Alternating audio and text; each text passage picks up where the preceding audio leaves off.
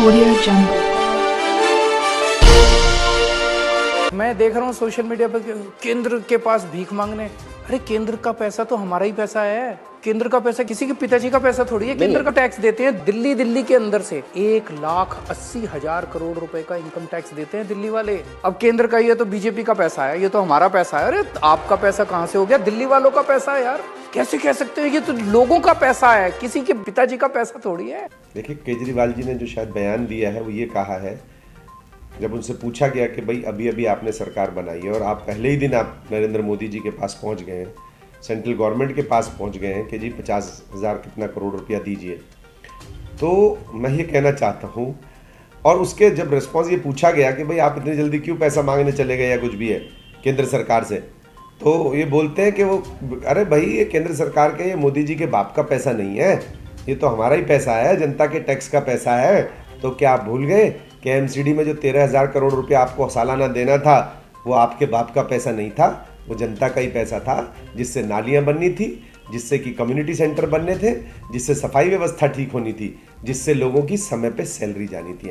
MCD के चतुर्थ श्रेणी कर्मचारी, स्वीपर्स, डॉक्टर्स, नर्सिज की। तो आप ये भूल गए, उस वक्त भूल गए कि ये आपके बाप का पैसा नहीं, जिसपे आपको बार बार कोर्ट ने लताड़ लगाई तब भी आपने वो पैसा नहीं दिया, सिर्फ इसलिए कि एमसीडी की दुर्गति हो, एमसीडी का नेगेटिव नकारात्मक इंप्रेशन दिल्ली के लोगों को पड़े और एमसीडी में बीजेपी इलेक्शन हारे।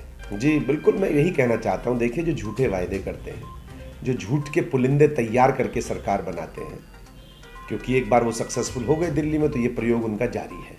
मैं नहीं समझता ये प्रयोग लंबे टाइम चलेगा।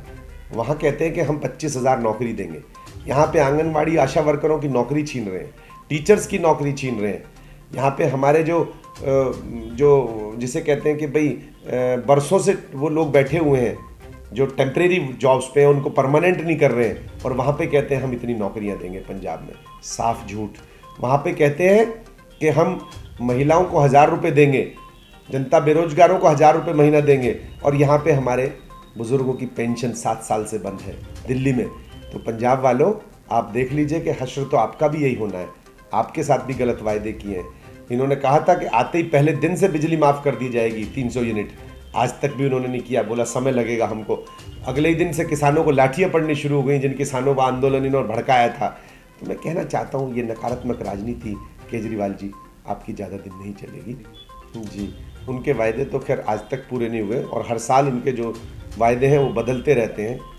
आपने देखा होगा, शराब की दुकानों पे इंटरव्यू होता तो कभी 750 दुकान बताते, कभी 450 दुकान बताते, कभी 550 दुकान बनाते।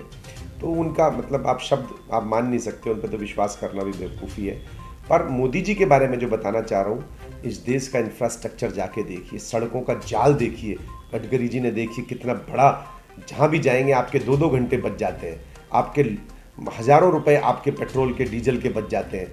ये निर्माण चल रहा है इस देश का, और जो कि आज उदाहरण है इस देश की तरक्की का। हर व्यक्ति के अंदर राष्ट्रवाद की भावना पैदा हो रही है, अपना जो है वो लोकल के लिए वोकल हो रहा है, स्वदेशी पे जा रहा है।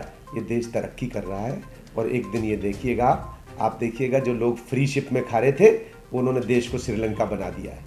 और आपने देखिएगा कि पाकिस्तान का क्या हाल है, जो सिर्फ आतंकवाद पे जो है अपना काम करते थे, और हमने अपने देश में तरक्की का रास्ता अपनाया, विकास का रास्ता अपनाया, तो आज हमारा देश वहाँ पहुँच चुका है।